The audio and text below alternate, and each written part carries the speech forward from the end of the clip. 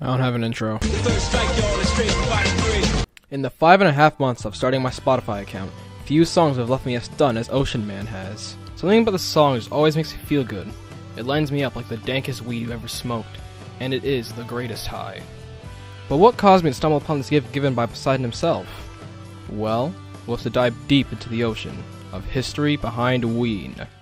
Ween started as a duo of two 14-year-olds getting destroyed on high doses of LSD and went crazy with whatever instruments they had in a damp basement. Just kidding. But Ween was formed when the two members, Aaron Freeman and Mickey Melky, I'm not even going to try and pronounce that, were just in middle school.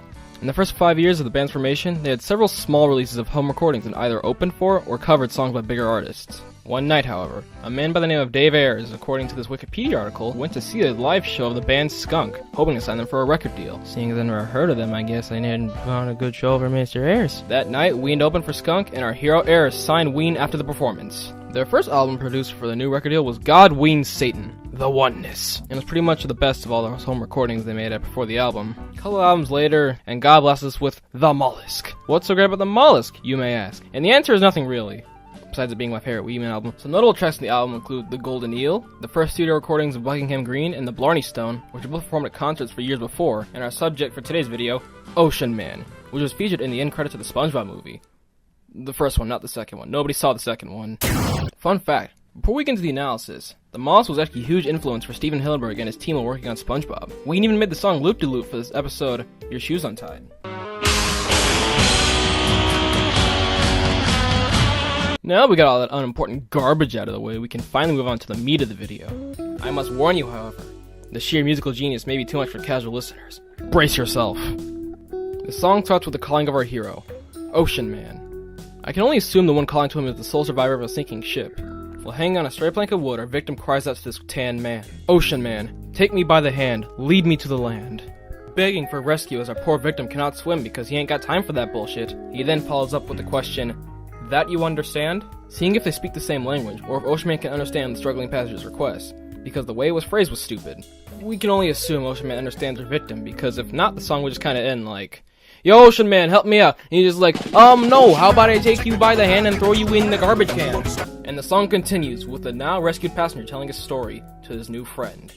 Ocean Man, the voyage to the corner of the globe is a real trip. Supporting our theory of the passenger venturing on a ship with other crewmates, hoping to find the corner of the globe. A quick Google search of what the corner of the globe is reveals nothing other than a book I've never heard of, and lyrics to the song we are listening to. Connecting this to a previously mentioned song, Buckingham Green, one of the lyrics to the song is, Summon the Queen. While this is a rather vague lyric, it suggests two things. Either the Mollusk album takes place in Europe during a time when monarchies were very common, or it takes place in the UK circa the 90s. I chose Europe because Europe is what most people think of with kings and queens, and the United Kingdom since in the 90s because the queen most people recognize nowadays is Queen Elizabeth II, who reigns of the UK primarily, and the 90s because Buckingham Green was most likely written/performed in the 90s. However, I'm leaning more towards the former because why would they summon Queen Elizabeth II? She doesn't hold much actual governing power, or military power for that matter, so the monarchy in Europe thing sounds more plausible. So it most likely takes place before Christopher Columbus's whole, the world ain't flat, dummy! And they're referring to the corners of a map. Our shipwreck survivor was probably a navigator or some other useless job on the ship going to one of the corners, and he was reflecting on how his journey there was a real trip. After telling Ocean Man what has happened, he takes out his log and describes the man. Ocean Man, the crust of a tanned man imbibed by the sand, soaking up the thirst of the land. Now we know Ocean Man has tanned skin, likely from the sun, and the crust mentioned here is probably from the sand he's absorbed in. From this, we can assume Ocean Man isn't as super as we thought he was, as he can't stay in the water for too long or his skin gets all wrinkly, and the only way he can bring up his body temperature is by burying himself in the sun-heated sand. He also resides in the sand to regain vital nutrients, or the thirst of the land, lost after a long day of swimming. After our explorer finishes his log, he asks Ocean Man, can you see through the wonder of amazement at the Oberman?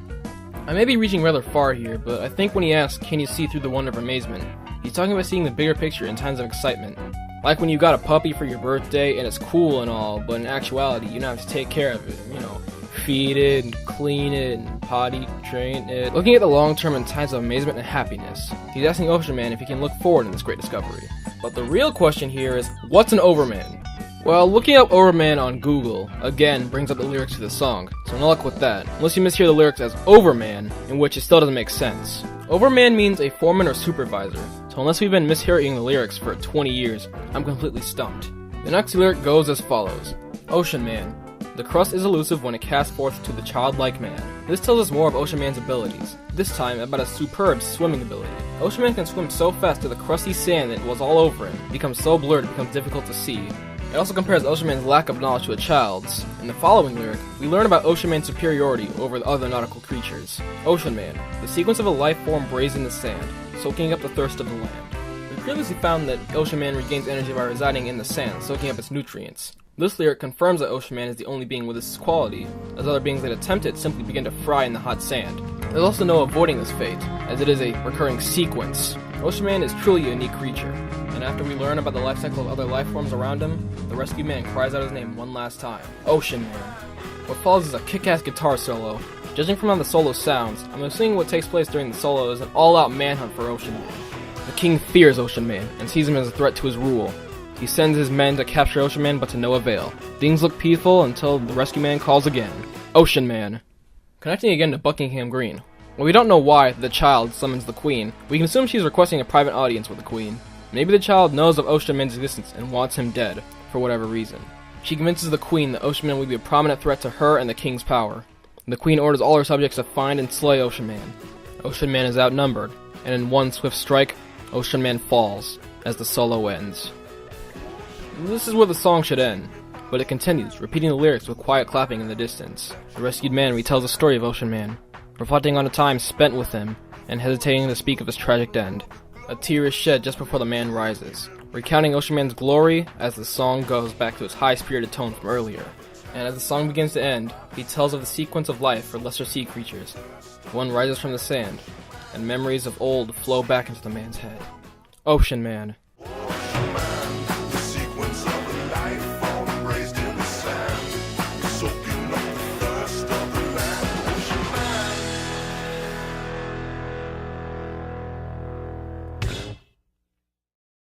As a final note, looking into the mollusk's lore is not unlike diving into the sea without knowing how to swim. You struggle to survive, and in desperation of fear and death, you teach yourself how to swim. What? Basically, you go in not expecting much, but as you slowly start connecting things, you realize that the lore of Ween is as deep as the ocean itself. Ocean Man is a story of a mysterious man saving a guy from drowning, trying to live the rest of his life, and being hunted down out of fear. It's basically a dumber Bigfoot story, if that's even possible. After his death, Ocean Man's legacy is shared across the land, so nobody forget about him. It actually kind of matches the history of the song. Ocean Man was a song in an album, relatively unnoticed to the masses. Then the song played during the end credits of the SpongeBob movie. Now everybody knows the song. Afterwards, the song and Ween to some extent fell back into the unknown, kind of dying. In 2016, however, thanks to the internet and its shitty jokes, Ocean Man came back into the public eye, becoming a meme. The meme itself is awful, don't get me wrong, just more ear rape. But I digress. And with that, I guess Ocean Man is deeper than we thought. Or maybe they were just high when they wrote the song, and there is no deep meaning. Maybe they just made the song so people could enjoy it. Not every song's business has to have a purpose as long as it sounds good, I don't give a shit.